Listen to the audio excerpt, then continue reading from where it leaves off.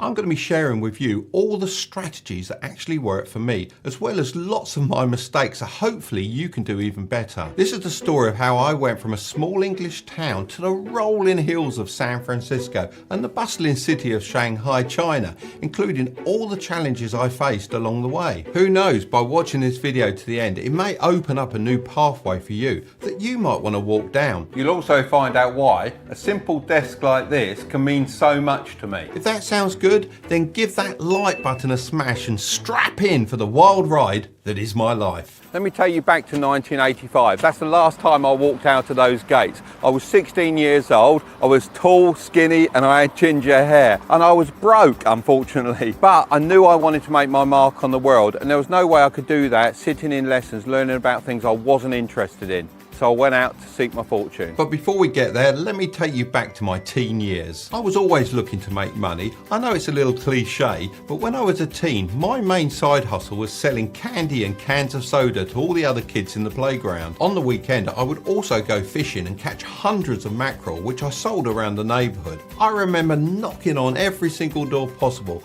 I was offering a great deal, 10 fish for $1, but unfortunately no one wanted 10 fish. So I was forced to go back to the drawing board and restructure my business with a new strategy. I decided from now on I'll be selling 5 fish for $1, and I was shocked by the results. Everyone wanted some. Looking back now, these years were so important as I was practicing some of the most important life skills out there, sales and confidence. Without these skills, I don't think I'd have been able to achieve success in later life. So if you just take one thing from this video, then it should be to start honing your sales skills and being confident. This brings me back to these school gates. When I left here, I had several paths that I could follow. I decided I wanted a 9-to-5 job. I needed to learn a skill that would set me up for life. Going to work at 9 a.m. and finishing at 5 p.m. was the life that school had been drilling into me for years. So I really threw myself into it and actually lined up 5 different jobs because I was so keen to be successful. I had the choice between being a builder, an electrician, a refrigeration engineer, a shop assistant, or a carpenter's apprentice. It was a tough decision, but in the end, I decided on becoming a carpenter. The pay wasn't great at around $2 an hour, but I was learning a skill and I could see the potential for moving up in the company, and I really thought that this was my ticket to success. I really threw myself into my carpentry apprenticeship and I learned everything I could.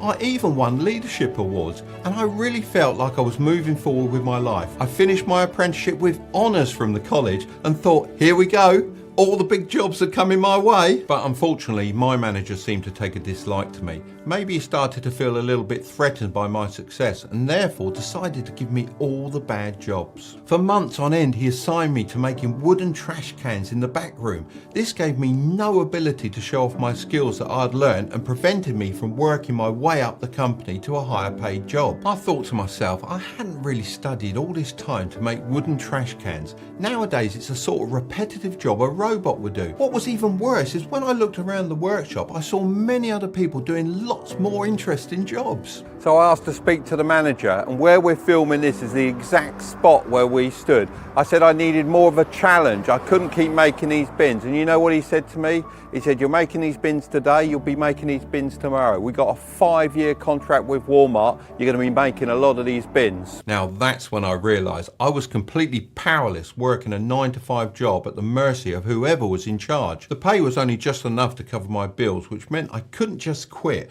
but I was also unable to save any money. I was essentially trapped. So I got a Saturday job working in a radio control model shop. I also started a side hustle flipping cars, which basically consisted of finding underpriced cars, fixing them up and then selling them for a profit. To this day, I still own this Ford Fiesta XR2 Mark I. It's a 1985 model, and the cars I was buying at that stage were costing me $200 to $300, and I was usually flipping them for I say $500 to $600. This little beauty's worth a little bit more than that now though. As well as doing all of this, I was also teaching people to fly radio controlled helicopters on a Sunday. There was a huge demand at the time, and all Sunday I would be booked out as long as the weather was good. Having these multiple side hustles allowed me to finally build out some kind of emergency fund.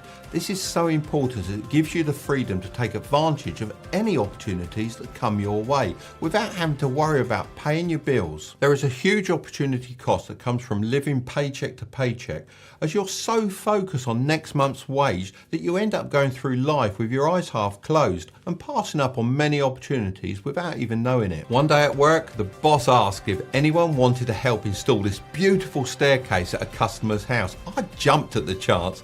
It was one of the most impressive houses that I'd ever seen. It had everything. I'm talking marble floors, chandeliers, a private swimming pool, and a garage full of beautiful sports cars. It was my dream house. I started daydreaming and adding up how many years it would take me to earn enough money to buy a place like this. And I got gradually more and more demoralised, as even with all my side hustles, I realised I still would never have enough money.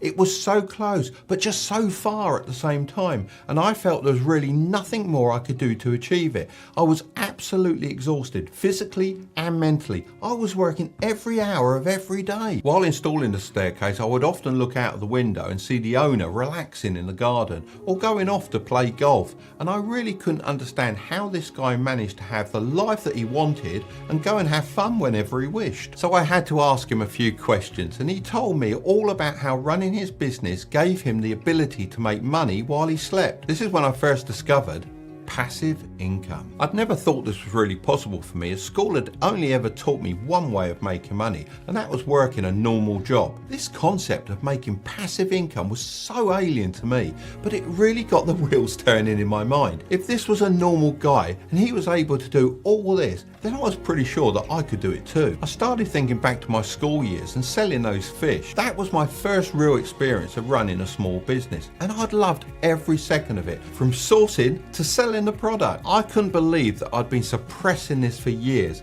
and trying to conform to what society wanted me to do. Nowadays, passive income has become a bit of a buzzword on the internet, and I don't completely agree with the term, as it can sound a little misleading. Kickstarting passive income is certainly not an easy thing to do, but the idea is that you can do something once, like setting up a business or investing some money, and then earn from it even when you're not working. Of course, this requires some maintenance, but in my opinion, it's a better way to make money than working a 9-to-5 job if you want to be successful when you're younger, as your time is limited and therefore your income is capped. So now I knew that passive income was the answer. I devised a plan of escape.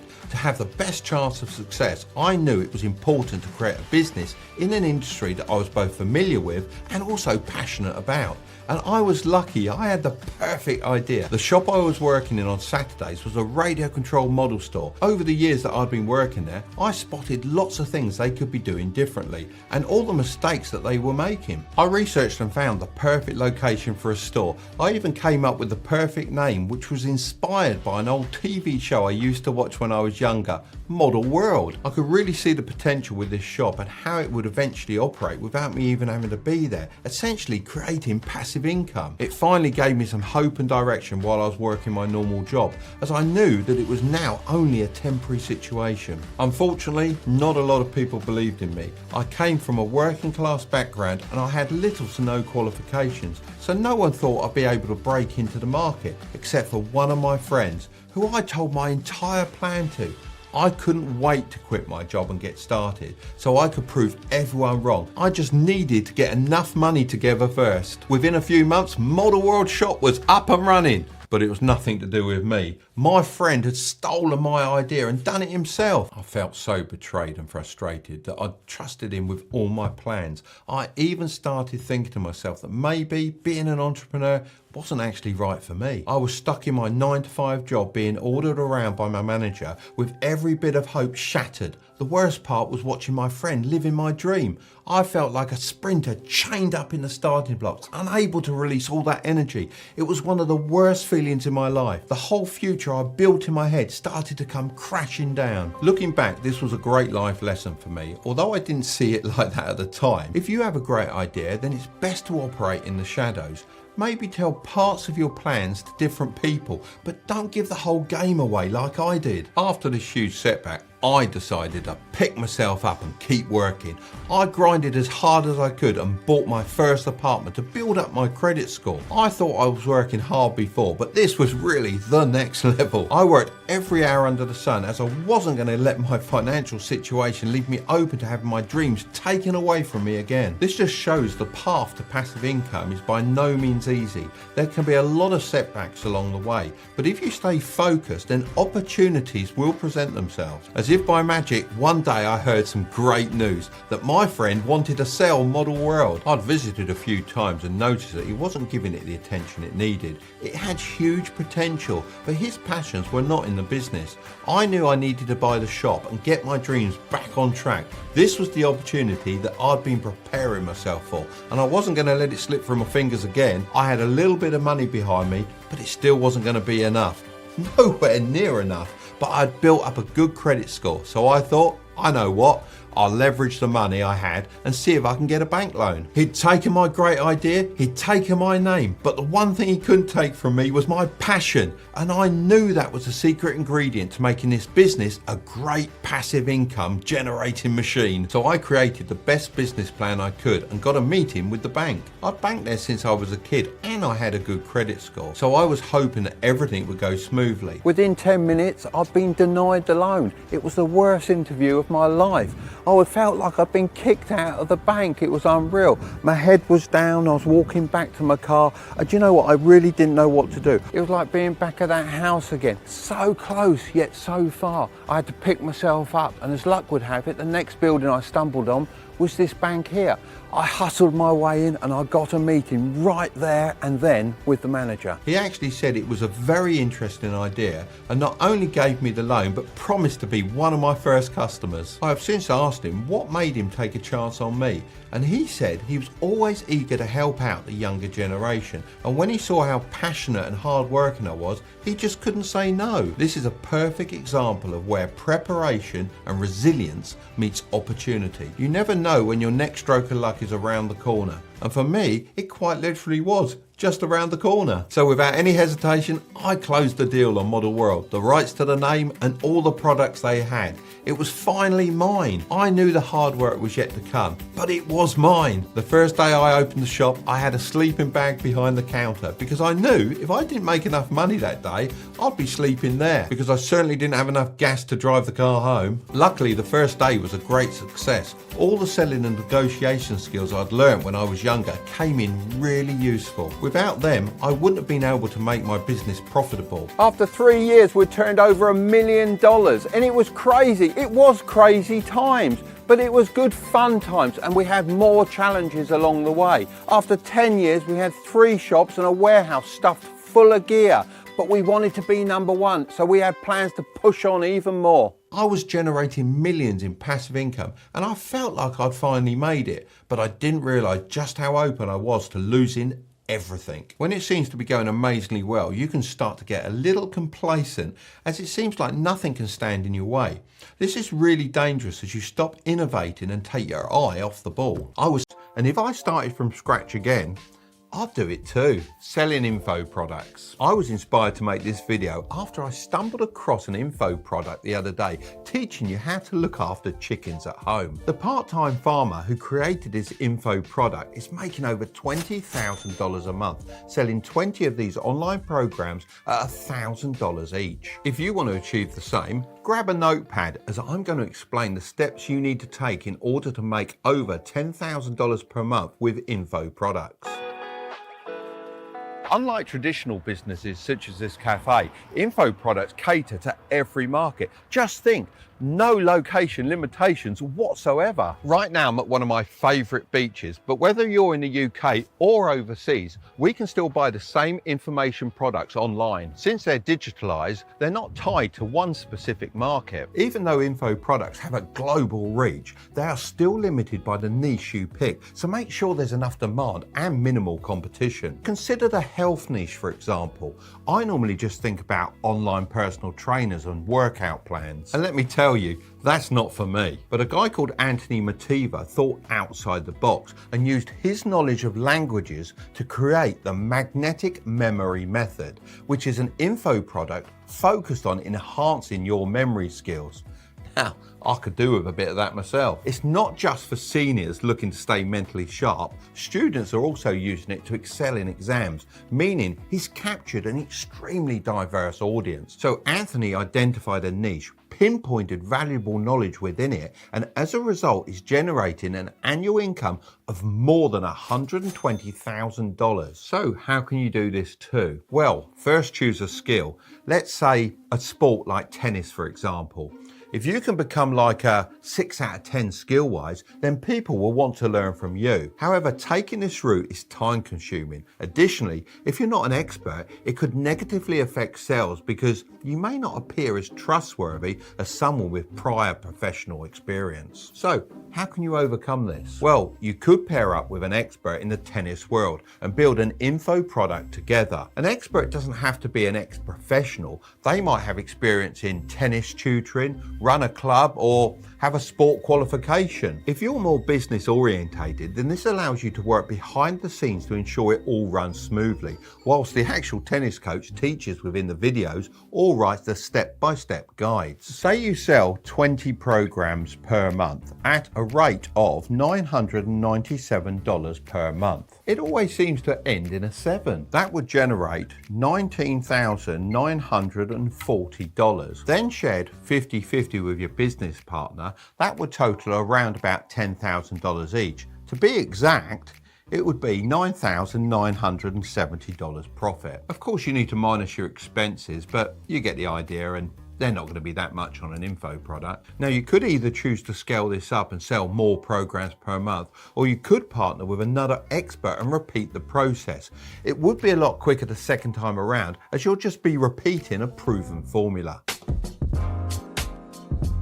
Traditional businesses are making a real play towards building out their own communities because they've seen the rise of influencers and the power of followings. Take this pretty little thing order, for example. My son's girlfriend goes mad for this stuff. This unmistakable pink unicorn packaging is so much more than just a plastic bag. It's a symbolic gateway into the brand community, connecting customers with influencers who wear and help design the clothes. PLT's online community pulls in a whopping £712.2 million annually, which is the equivalent to almost $900 million a year. So they've obviously been extremely successful in attracting customers with their branding, which not only enhances the sense of community, but also helps to convert fans into paying customers. So what can we take from this? Well, if you want to increase your conversion rates, then you need to build some kind of community around your info product. But why are conversion rates so important? Well, let's say you reached 50,000 potential customers online, then normally you can expect a 2% conversion rate, which would mean you sell 1,000 products. Let's say you price them at $1,000 each. With a conversion rate of 2%, that means you're going to make $100,000. Not bad, right? Well, imagine if the people that you reach felt like they were part of something bigger, a community led by you in a free Facebook or Discord group. You could boost that conversion rate to 5%, which means you'd sell 2,500 products and make woohoo! $250,000. Hopefully now you can see why brands are pumping so much time and money into building online communities. But building communities from scratch is hard. So here's how I'd go about it. Build a personal brand. I mean, there's so much free traffic on TikTok right now. I don't necessarily think you need a personal brand. Of course, you could just run ads, but it's definitely a much more cost-effective way to reach a mass audience and make a personal connection. One of my old video editors actually followed this exact roadmap. He wasn't the best editor out there, and honestly, he was a little bit lazy, but he understood how to make a YouTube channel and has now launched his own editing course. All of his videos combined have garnered millions of views in the editing niche, and he's now making more than $10,000 per month, and his community worships him like some kind of editing god. And I bet he still can't get out of bed on time. You seriously don't need to be the next Mr. Beast. If you build a strong community of 50,000 people, then there is no reason why you can't be making $100,000 a year. Actually, I take that back. You definitely should be making 100K a year. Just make sure you collect everyone's contact details and build an email list, as this way you can own your audience and not rent it from a social media platform that could shut you down at any point. Businesses have been taking advantage of upselling for years, and it's only getting more common. McDonald's have introduced digital ordering screens to almost all of their locations. These machines always try to upsell customers to larger meals, sometimes even using pulsing pictures to make you click on them. Even after you've finished ordering, another screen pops up offering additional items with attractive pictures, aiming to maximize the amount of money per order. Here's a diagram of something called the value ladder. This is what companies use to upsell customers, and so can you. As you can see, the customer will always be lured in by some bait and then encouraged to the top of the ladder through various offers. Let's put this into context. There's a new video game out and it hooks you in with a free trial. The bait. The temptations take over and you've bought the full version. That's the first step. After this, they offer a weapon pack, and before you know it, you've spent your entire monthly wage and you've reached the top of the ladder. So how can you create a value ladder of your own? Well, imagine you're selling a fitness info product. So the bait could be a free workout guide which draws people in. For your first step, you could offer a 4-week program for $9.99. Then you could follow this up with a personalized coaching package for $999 a year. I mean, you could even follow this up with VIP one-to-one sessions for $5,000 per year. So if 100,000 people download your free workout guide and 5% buy the program, that would make you $49,950. If 5% of those people, which would be 250, opt for coaching, this would add an extra $249,750 to your pocket. And then if 2% of those people, which would be 5 people, join your one-to-one VIP coaching, it would bring in an extra $25,000. That value ladder would generate you a total of $324,700 per year. And if you want to make even more, then you just have to reach more people initially. I mean, if you manage to get 1 million people to download your free workout guide, then you can multiply all these numbers by 10. As we discussed, there'll be too much competition in the online space. Well, teenagers have an advantage as they understand the online world better than anyone else. It's just second nature. But Mark, I don't know what to do. Well, that's why I'm going to be revealing the 7.5 best paid online jobs for teenagers. And this isn't any old list. For each one, I'm going to provide a real life example of a teenager currently killing it in that job. Job 1 is an advertising deal broker. Teenagers doing this job earn as much as $100,000 to $120,000 per year. In 2021, I bought a Tesla Model 3 and I set myself a bit of a challenge. I wanted to see if it was possible to use lots of different side hustles to earn back the price of the car. One of the ideas my son and I came up with was to get it wrapped like a race car, which would involve securing paid advertisements. At this point, we received a cold email from a teenager called Christian, completely out of the blue, who said that he was able to secure the sponsorship we required for a 30% commission. Christian managed to get an offer of $30,000 on the table. Had we accepted this deal, he would have made a sweet $9,000 for essentially matching us with the brand and acting as the middleman. In the end, Curtis managed to secure a different deal with public.com, so we went with them. However, Christian has managed to secure many of these deals in the past. That's why we can still offer you a free stock worth all the way up to $1,000 from Public with the link in the description. Christian told me that the best way to be successful with this job is to make friends in the right places. He described it a lot like a jungle, where one branch would lead to the next one and so on. Once you start working with one big company, it becomes a lot easier as you can reference them as a past client and therefore demonstrate that you have experience in the areas that they require. So how does he do it? He uses different software to get the email addresses of influencers and just fires off messages until he gets a bite. Then he evaluates the needs of the clients that contact him back and runs a similar campaign focused on reaching out to brands on the influencer's behalf. It kind of reminds me of the book How to Win Friends and Influence People,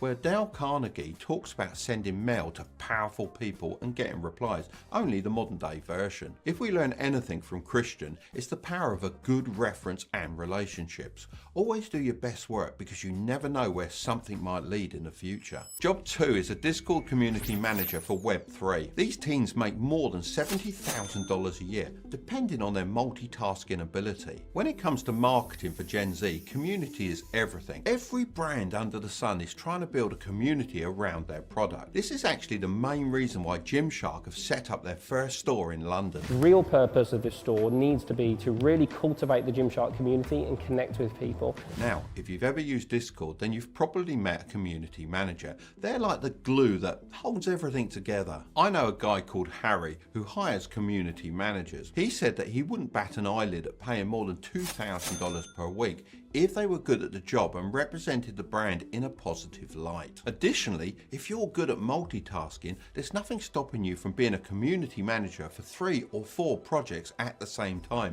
which means big money. The job of the community manager is to be on the front line. You have to tell the story of the brand, be customer service and support, as well as supporting people when they're down and paying attention to global events. You need to be able to pause your schedule, be active when people are looking for you, and listen when people need your attention. Above all, you have to be the voice of the CEO, but not always speak on behalf of the company. Job 3 is writing scripts for content creators. These teens can earn upwards of $100,000, but can go a lot higher depending on the type of content and your experience. Words can make you sound smart, or they can do the opposite, depending on how they're deployed. That's why businesses hire copywriters, basically salesmen in print. Copywriters can make insane amounts of money. I'm talking over $500 an hour in many cases. It all depends on how good you are at making connections, your skill with words, and how fast you can write. Some charge as much as $50,000 for just one web page. You may be thinking,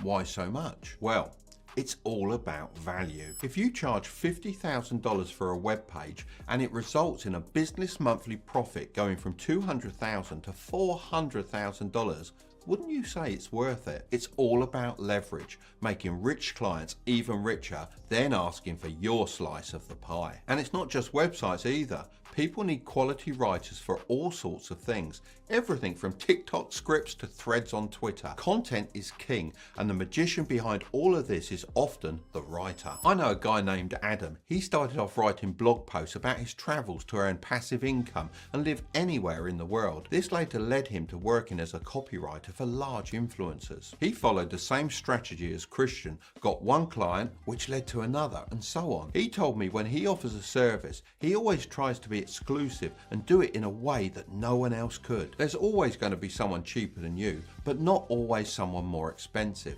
Find the client who can afford to pay the premium, then learn to offer a world-class service. Job 4 is a SaaS software coder. These teens can earn between $60,000 and $80,000 a year. A guy called Sam King came on my podcast, Strike It Big, and explained how he built a multi-million-dollar business without ever having a normal job. Instead of building a traditional business, he decided to build a SaaS company. This stands for Software as a Service. Just think of how many online tools you use on a daily basis. I know I love Notion, MailChimp, Photoshop, and many cutting grass so he could provide for me and my mum and my 3 sisters. He'd stash away any extra money he made in a shoebox, as well as a bank account that paid little to no interest, hoping that one day he could quit his job working in the factory. When my uncle invested some of his money in the stock market, my dad said it was an extremely risky move. Unfortunately, what my dad didn't realise is that he was also playing a risky game. Can you see where this story's going? Every year my father's money was losing value due to inflation. This is just what happens over time. As more money is printed, the money in circulation becomes less valuable. This meant he was never able to quit his job in the factory. The thought of my money being eaten away by inflation scared me so much that I've made sure to invest throughout my life. As a result, not only have I beaten inflation, but my investments actually now grow by around $17,000 a week on their own, which over my lifetime has made me millions. I'm no financial advisor, but I am someone that's been there and done it. That's why I'm making this video. It's exactly what I wish I had when I was younger. How can I make money investing in stocks? To make money, we first need to beat the inflation issue. In the last 60 years, this averages out to a rate of 3.8% per year. So if your money isn't growing by more than this on its own, then you're getting poorer by the second. In a perfect world, you would have a savings account that provides an average return of 8 to 10% every year, so that you can both beat inflation and earn some profit. Unfortunately, such savings accounts don't exist. However, you can achieve returns like this by investing in the stock market. A stock is a small part of a company, and when you buy it, you become a shareholder. And when you're a shareholder, there are two ways you can make money. Firstly, if the price of the stock goes up during the time you own it, you can sell it for more than you paid. Secondly, you can receive dividends. Dividends are regular payments to shareholders. Not all stocks pay dividends, but if they do, this means that you can receive money without ever selling your stock. The magic really starts to happen when you own a bunch of stocks that grow at an average of 10% per year, because the interest applied becomes larger and larger. This is called compound interest, and I have to admit a guilty pleasure of mine is messing around with online compound interest calculators. Let's do one now. If you were able to invest $250 per month at an 8% annual return, in 42 years, you'd be a millionaire. And if you continue to do this for another 10 years, you would actually have over 2 million in your account. Of course, if you wanted to invest even more, then that would just speed up the process. This is all based on historical average data and it isn't guaranteed, but it's certainly been my experience. So as you can see, the real secret ingredient to this millionaire formula is time, which brings me on to, when should I start investing? The short answer to this is as soon as possible. The younger you start, the better, as you're giving your investments more time to grow and compound. This also means you can take more risk, as your investments have time to recover if a stock market crash happens. And it will happen. It always happens. But life isn't as easy as this, as there are often things in the way preventing you from investing. So here's how I would structure things. First, you need to make sure you've paid off all high interest debt like credit cards. Just think about it. There's no point trying to make 10% in the stock market if you're paying 15% to a credit card company. Secondly, build up an emergency fund. This should be enough to cover 3 to 6 months of your living expenses. This way, you're not forced to sell your stocks in the event of an emergency, which can really ruin your progress. Once you've done both of these things, you're ready to start investing. If you're younger than 18, then it would be a great idea to ask a parent to open up a custodial account, which allows them to invest for you. This will give you such an advantage in the future. Your next question is probably something along the lines of, how much should I invest? When you ask an investor, they'll probably say as much as possible. However, I have a different opinion. I made most of my money through starting different businesses and only used the stock market to grow my wealth over time. I've also had a pretty fun life, from flying full-size aeroplanes and racing cars to competing for my country and traveling the world. If I'd invested all of that money into the stock market, then I'd have missed out on so much. So my answer would be to invest whatever you feel comfortable with. But if you want a more solid answer, then the 70-20-10 rule is a pretty good guide. It states that you should split your money by these percentages: 70% on living expenses, 20% on investments, and 10% on the fun stuff. Research shows that people who invest at this level are much better equipped to ride the ups and downs of life and also get ahead of everyone else. That's all well and good, but how do I buy a stock? There are various different apps out there that allow you to invest in stocks. I'll leave some links below. The key is to open the correct type of account. You'll often hear people throwing around the terms Roth IRA in the USA and Stocks and Shares ISA in the UK, TFSA in Canada, and Supers in Australia. If you don't have one of these accounts, then you're missing out, as they allow you to avoid paying taxes on your investments, but they do have limits because they're so powerful. A great thing about these investing apps is they actually give you the ability to buy fractional shares. So rather than buying a share of Apple for $190, you can invest as little as $1. I wish I had this option when I was younger, as it would have allowed me to get some early investing experience without having to take any big risks. One of my favourite investing platforms is Trading 212, as they do both of these things. Since I was planning to talk about their app anyway, I reached out to to see if they'd be interested in sponsoring this portion of the video. They agreed and are also offering a free stock worth up to £100 to anyone that uses the code Tilbury when they create an account. One of the really cool things about Trading 212 is they let you practice investing with fake money, so you can get familiar with real data from the markets without risking any money. So if you're a little uncomfortable with investing or just want to try some strategies before putting your own money on the line, this is a great way to get started. Another great feature is called pies, where you can see how other investors have allocated their money into different stocks. If you wanted to invest $100 into that pie, then it would just be split amongst the various allocations that pie creator has chosen. If you live in the UK or Europe, it's worth trying out Trading 212 because signing up is completely free and there are no commissions. Of course, don't forget to use the code Tilbury and you'll receive a free share worth up to £100. Or alternatively, click the link in the description to sign up and see exactly how to access the free share. Now the obvious next question is, how do I pick the best stocks? There are two main ways to attempt to predict the stock market. These are called technical and fundamental analysis. A good way to think about this is like a scale. Usually, short-term day traders are purely focused on the technical aspects. This includes looking at charts and patterns. They believe they can predict how the stock will change in price by judging the highs and the lows on the graphs. As a long-term investor, my strategy is about keeping it simple. Lots of people talk about using margin and options, but that's really not something I worry about. I'm a lot more focused on the fundamentals of a company. This includes the financials, the leadership, and the brand recognition, as I believe this is where the true information lies to indicate the long-term success of a stock. When I invest in a stock, I don't have an intention of selling it for at least 2 to 5 years. However, like I mentioned, it's a scale, so I do look at the occasional chart in order to find the best time to buy. This approach has helped me find some really good investments over the years, rather than just dipping in and out trying to make a profit every day. But with the majority of my investments, I don't actually do any of this. That's because I allocate most of my money to index funds.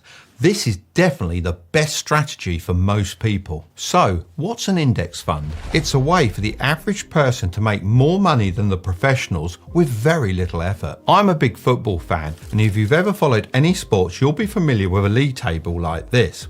The better your team performs, the higher up they'll be on the list. On the other hand, if they do really badly, they might be removed from the league entirely. This is almost exactly the same as an index. All you have to do is switch out the teams for companies. Let's take the S&P 500 for example. This is a list of around 500 of the largest public companies in the USA, the big dogs being Amazon, Google, Apple and Tesla. Just like the league table, if a company does poorly, then they run the risk of being removed from the list. With this league table or index of companies, you could go and buy stocks in some of them individually.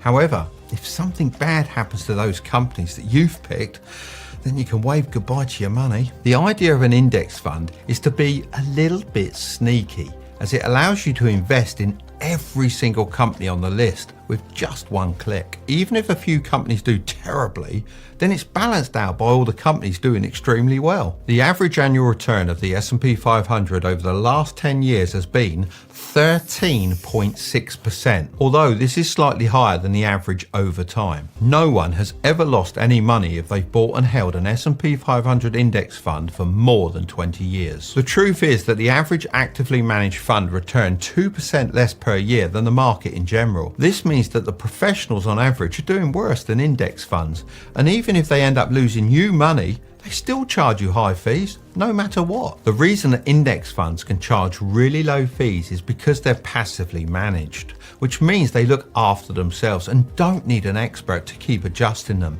meaning the fees can be as low as 0.02% per year. When I tell people about index funds, it often blows their minds. However, when they go onto an investing app, they get confused at the different options and ask, what's the best index fund to invest in? Well, as I said, I'm not a financial advisor, but I have had a lot of success with 3 different types of index funds. Number 1 tracks the S&P 500 index. This is the one we briefly mentioned before. The historical return of 8 to 10% has allowed me to generate a fortune over the years. This is due to the power of compound interest. The S&P 500 tracks 11 different industries/sectors, and no sector is more than 30% of the index. index. However, it is worth pointing out that it's a bit tech heavy these days, with 5 tech stocks dominating 23% of the entire fund. It's up to you if you see this as a positive or a negative. I personally don't mind, as I believe in the future of technology. There are so many different index funds that track the S&P 500, so here are some of my favourites. The best I found in the USA are the VFIAX index fund or the VU ETF. The best in the UK would probably be the VUSA ETF. The only real difference between an index fund and an ETF is that the ETF can be purchased or sold at any time throughout the day, just like a stock. Index funds can only be purchased in full. So for example, if the price is $500, you must pay $500. An ETF, on the other hand, can be purchased in fractional shares, which means you don't have to buy a full share, and instead you can invest whatever amount you like. This is great if you're just starting out or want to dollar cost average in. Personally, I've set up a direct debit every month so the money leaves my bank account without me even noticing. Really and truly, there isn't a huge difference between an index fund and an ETF. Just consider which one is best for you. Take the plunge. Number 2 is a total stock market index. The total stock market index has returned investors an average of 13% each year over the last 10 years, which isn't bad at all. It's the definition of diversification. You can't really get any more skin in the game for a lower cost. If you want to invest for a long period of time, there are 40 money-making books that have really stuck with me. So in this video, I'm going to condense all of these books into the core lessons that will actually make you rich. And no, I'm not just saying this, I have experience doing it. I've gone from absolute zero to making tens of millions, and I didn't make my money on YouTube like most people on here. I did it running real businesses. So I promise that the things I'm going to share with you today will take you from $0 to $100,000. 100,000 to $1 million, and $1 million to $10 million if you apply them correctly. Level 1, going from 0 to $100,000. First, you need to master your mind. I didn't come from a wealthy background, and during my youth, I vividly remember people saying the phrase, money is the root of all evil. Secrets of the Millionaire Mind explains how these phrases program us to believe that rich people are the devil. It took me a long time to rid myself of the negative feeling in my stomach when I thought about making money. If I'd have read this book sooner, it would have helped me realise this issue earlier. Once I got over this hurdle, I had to ask myself, what is money actually for? For me, the answer was freedom. The psychology of money puts it a little differently and says it's all about control, but I suppose the goal is the same, to be able to do whatever you want, whenever you want. It also touches on how there's a clear difference between the rich and the wealthy. Wealth is what you don't see. The car's not purchased, diamonds not bought, renovations postponed, clothes forgone, and first class upgrades declined. Unfortunately, many people don't even believe that they can become wealthy. I remember my school friends saying things like, I hope I can get an okay job when I graduate. They weren't even hoping for a good one. The magic of thinking big explains that people are setting their finish line too soon and therefore never have a shot at being successful. While I don't believe that thinking big alone will make you successful, it's certainly the first step. I always struggled in school and felt like a failure. Interestingly, when I left and started working in the real world, I found that I kept winning. This was probably because I chose jobs I had an interest in rather than learning things I didn't care about at school. The Winner Effect talks about actual studies to back up this phenomenon. The book discusses how positive correlation has been found between successful stock market traders and their testosterone levels. Furthermore, winning increases the testosterone receptors in your brain, which causes you to win more in the future. That's why it's important to set those achievable goals and get those little wins every day. I believe that my struggles in school and my strong drive for success had a positive impact on my life. They left me with no other option but to push forward. Think and Grow Rich tells the story about a great commander. Despite being outnumbered by a far superior enemy, he burned his army's own ships, leaving them with no escape plan. This forced his soldiers to fight with everything they had, resulting in a miraculous victory against all the odds. It just shows there's a big difference between wanting to succeed and needing to. Being comfortable is just as harmful as having an escape plan. During a chat with Andrew Tate, he referred to this as one of the Matrix's tools. Unscripted also presents this idea. The author argues that society aims to transform us into model citizens, which stands for mediocre, obedient, dependent, entertained and lifeless. Avoiding this fate depends on how well you can manage stress. The essence of success gives us a helpful perspective on this. The book mentions that all the water that forms a fog that's 100 feet deep and 7 city blocks wide can fit into a small glass.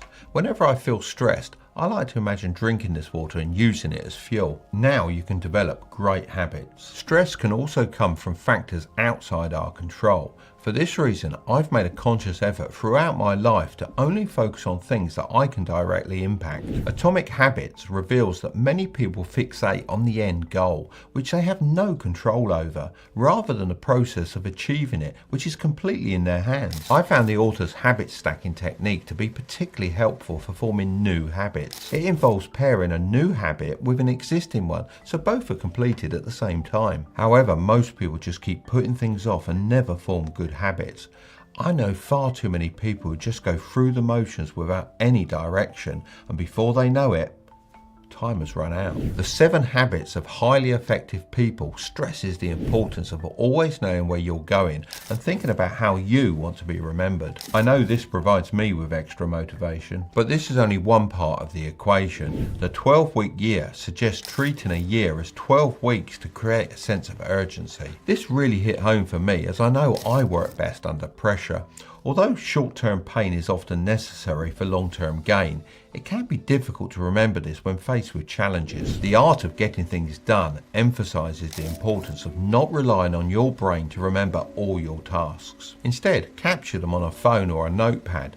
This way you can organize your tasks without getting them confused, and you can also be selective with how you spend your time. Essentialism reminds us that for every task we say yes to, we have to say no to many others. Therefore, it's important to value yes and not be afraid to say no. After adopting these habits, you should start building high value skills. I've previously said that I don't like the advice, follow your passion. However, so good they can't ignore you takes it one step further. The author interviewed many people who loved their jobs. He found that most of them didn't initially have a passion for their work. Rather, as they improved, their love for their work grew. So what skills should you start building if you aren't necessarily following your passion? The Unfair Advantage suggests that to succeed in an unfair world, you need to play to your natural strengths. Find what you're better at than most people and lean into it. However, it's no longer enough to just possess high value skills. Artificial intelligence is rapidly replacing many jobs. I'm using it more and more in my various businesses to complete simple tasks. That's why the ideas shared in Mastery are more important than ever. My main takeaway was that you need to develop a unique stack of skills that is nearly impossible to replicate. Still Like an Artist echoes this point when it suggests to copy from multiple inspirations until you have a mix that is truly original. Having this unique skill stack will give you the ability to earn a high income. However, that still won't mean you can build wealth without understanding the basics of personal finance. When I was younger, I had a mentor named Dave who taught me about how the rich manage their money. The biggest lesson I learned, which is also shared in Rich Dad, Poor Dad, is that everything we buy is either an asset or a liability. To figure out which one it is, we simply have to ask ourselves, is it putting money in our pocket or taking it away? Of course, if you want to be wealthy, the aim should be to buy as many assets as possible, but lots of people don't see the value of investing. Let me ask you this, would you rather have $3 million now or a penny that doubles every day for 31 days? The correct answer is the penny, because it actually turns into $10.7 million. The compound effect uses this analogy to demonstrate the power of investing and gaining compound interest. Once most people get their head around this, they get very excited but end up jumping into the markets without really understanding anything. That's what happened in the pandemic. Everyone thought they knew what they were doing, but it was just a massive bubble waiting to burst. That's why I've always followed the principles laid out in the little book of common sense investing. It states that trying to beat the market is a losing game. Instead, you should own the entire market. You can do this by investing in something like the S&P 500 or a broad market index fund. Interestingly, over a 35-year period, only 1% of mutual funds could beat the market by 2%. This means that index funds are a clear choice for the average investor. Although, as I do find them pretty boring, I also like to invest in more interesting stocks with a smaller part of my money. Whenever I do this, I keep in mind that the market is irrational. As the intelligent investor puts it, you should imagine a person coming to your door every day called Mr. Market. One day he may offer you $2,000 for your stock and the next only $500, even though the company may be doing better than ever.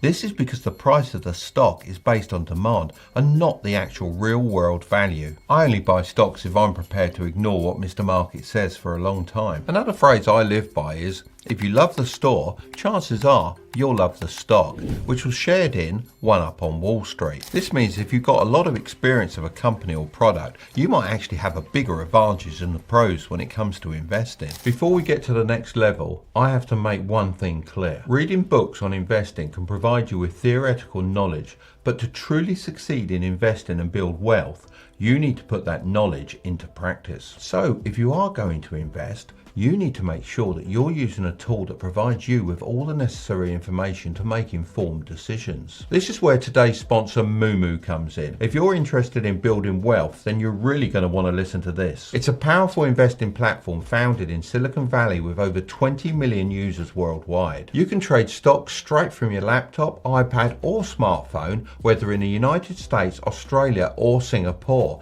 You also don't have to worry about commission fees and account minimums. I personally really like the free tool they offer, which allows you to see what famous institutions are investing in and what sectors are performing best. As a beginner, you can also practice your trading ideas with a demo account before entering the market. If you sign up today using the link in the description, you can receive up to 15 free stocks, each worth between $3,000 and $2,000. That's an amazing deal. These free stocks can help you start building your investment portfolio right away. Level 2. $100,000 to $1 million. Now that you've fixed all your internal beliefs, to make the next leap, you'll need to know how to generate more value than you can from just selling your time. We're taught to go to school, get good grades, and then get a high-paying job. However, when you do this, your earning ability is capped. Cashflow Quadrant outlines 4 distinct ways to earn money.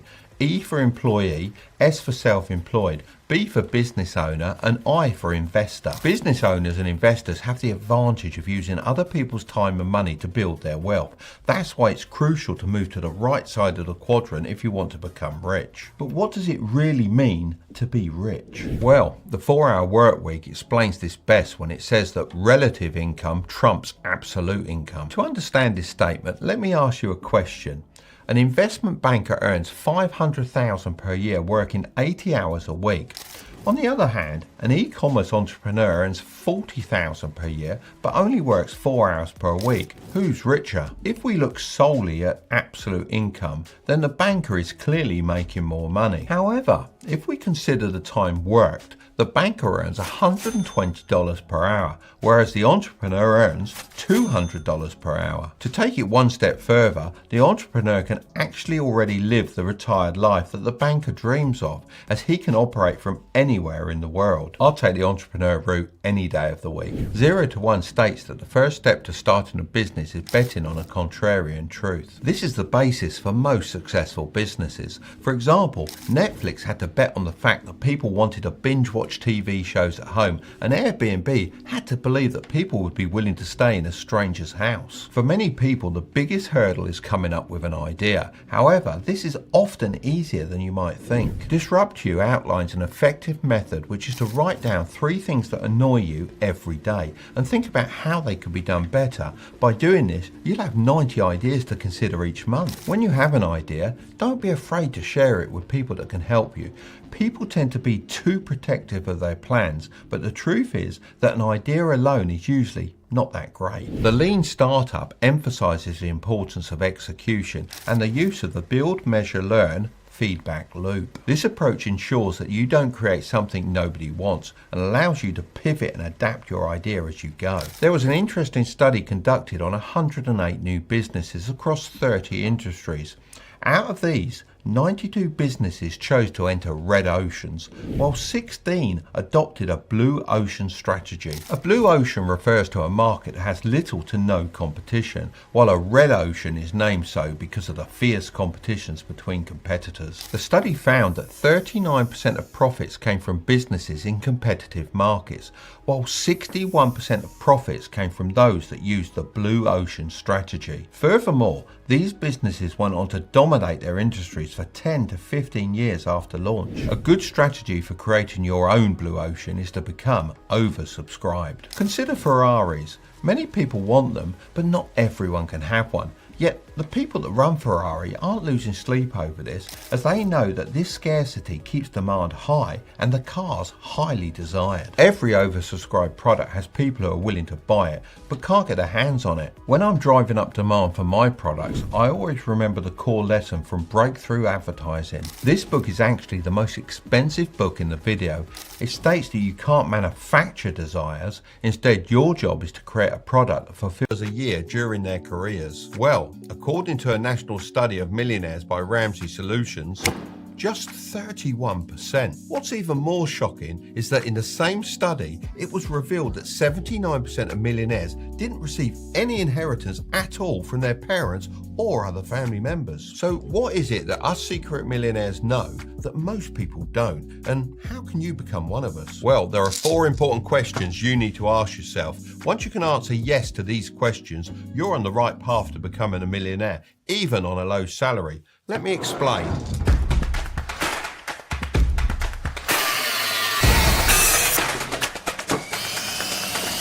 So, when it comes to your finances, there are only 2 levers that you have control over: your income and your expenses. This looks pretty simple, right? Well, the facts say the opposite, as more than half of Americans earning over $100,000 a year are still living paycheck to paycheck, as their expenses are just too high. It doesn't really matter if you're on a high or low salary, you just need to be able to work these levers correctly in order to create positive cash flow. Let's play a little game. Do you think an 18-year-old that has a positive cash flow of $250 per month will retire a millionaire? Yes, he'll actually be worth around $1.1 million. How about a 25-year-old with a positive cash flow of $500 a month? Yep, they would be worth even more at a whopping $1.3 million. Okay, here's the last one. A 50-year-old with a positive cash flow of $3,000 per month. Actually, no, they'd get very close, but they'll only make it to about $950,000. This shows why it's so important to start thinking about this stuff while you're young. These calculations were based on 3 different factors. 1, their positive cash flow is saved every month. 2, they get an average yearly return of 7% on their savings. Now, you won't get this from a savings account, but it is the average return of the S&P 500. We'll get into that later.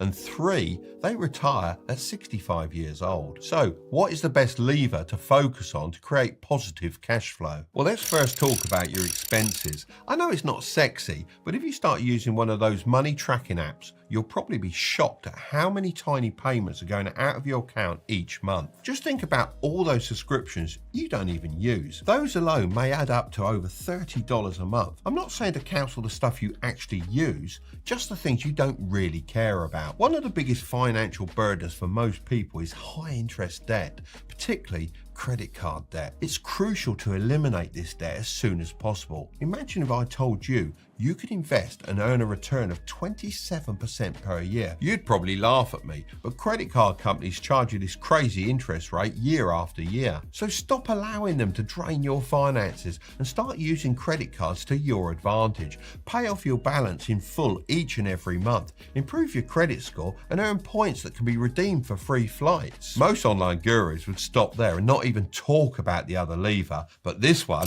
this is my favourite. I've not always been the best at saving. I didn't go silly when I was younger, but I did have a pretty awesome life. I travelled the world, I learned to fly aeroplanes, raced cars, and provided a great life for my family. I can do this because I have a talent for effectively leveraging the income lever. I highly recommend that you also spend more time using this lever. Unlike counting the pennies, the potential to earn money is unlimited. Question 2. Do you split your income strategically? Did you know that a surprising 49% of people earning more than $100,000 a year have no money left at the end of each month? The truth is, building wealth has a huge component that most people are completely unaware of, and that's the income split strategy. This is how I suggest you split your main income source. For most people, this will be the money you earn from your job. Now, ideally, you want to be spending 50% on your basic needs. These are the things that are essential for your survival. And no, I don't mean your Netflix subscription. These expenses include housing, utilities, food, transportation, and healthcare. Obviously, these do depend on your personal circumstances. However, it's important to be very honest with this, as the only person you'll be cheating is yourself. Next, you want to be spending 30% on your wants. This includes things like eating out, getting the latest video games, and going to events with your friends. This is the category that most people don't limit, and this is a huge mistake.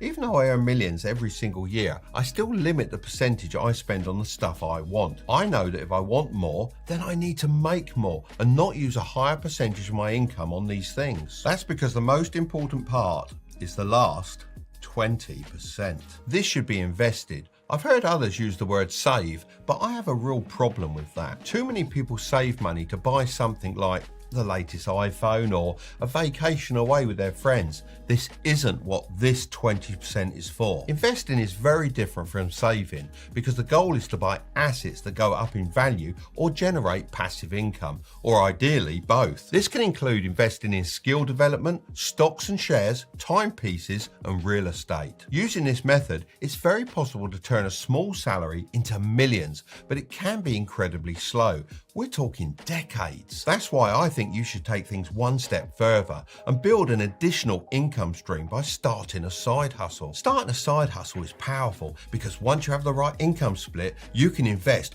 all the excess money. It's like pouring gasoline on a fire. It speeds everything up. If you invest this extra side hustle income and get an average annual return of 10%, then each dollar you earn now will be worth $4.45 in 15 years. It's truly the key to supercharging your earnings. So question 3, do you have a side hustle? But Mark, why should I have to start a side hustle when I already work a full-time job? My boss should just pay me more. Well, if you're earning a low salary, there are only a few reasons why this is the case.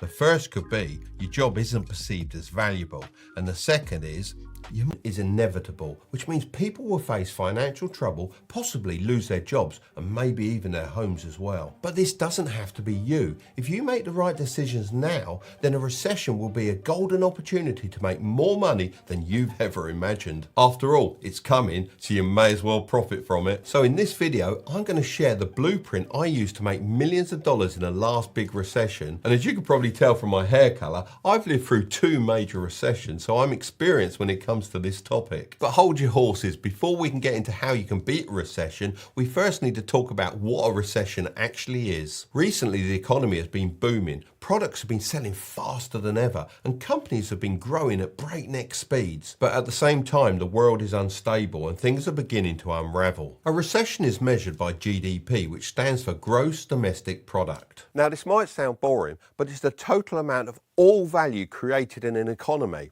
If you were to buy this RC car from me, for example, this would actually contribute towards the GDP. Now, if this goes down for more than 6 months, we're officially in a recession. By the way, if you want to buy this car, let me know. Before the last big recession in 2008, I spotted the signs early on, and I knew there was a prize waiting for me as long as I could complete the 3 challenges that stood in my way. Nowadays, this mission remains the same, and you can set yourself up for the same success by following my strategy, no matter who you are. The first challenge was the stock market. I needed to figure out how to outsmart it, and this is still just as important for you to focus on today. Stocks are one of the easiest things to start investing in, as it requires very little time and effort to get started, and the upside potential is huge. No one tells you this at school, but if you have an average salary and invest 10% of it correctly each month, then you're almost guaranteed to become a millionaire. So is now the right time to buy stocks, or is it best to wait considering the uncertain times ahead? Well, the sad thing is, when it comes to investing, most people don't even get started,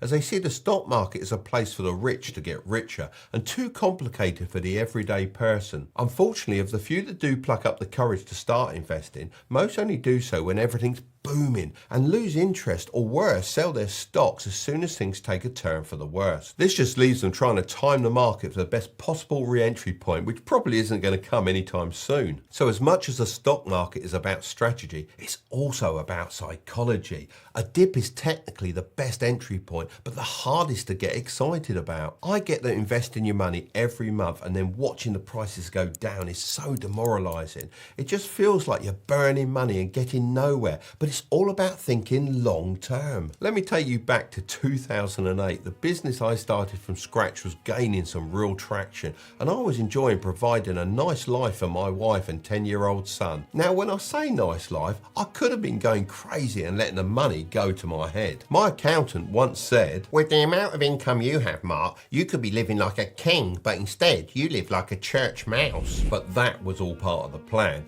I knew that a recession would come and that a market crash would also be right around the corner.